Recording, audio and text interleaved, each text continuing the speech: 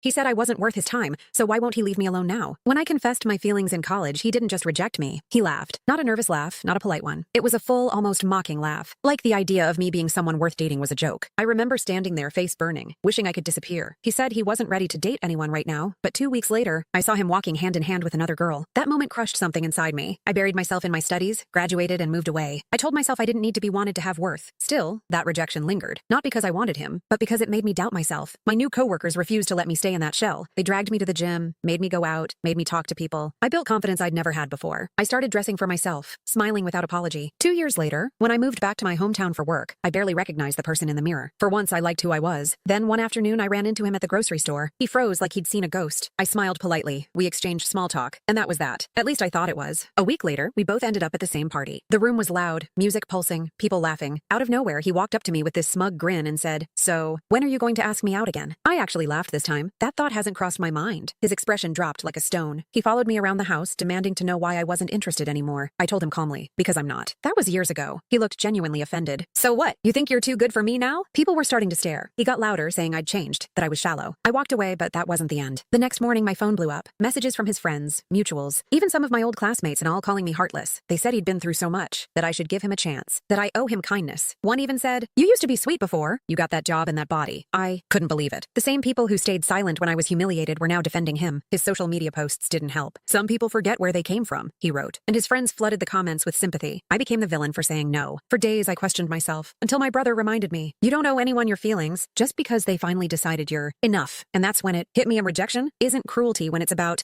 protecting your peace. It's self-respect.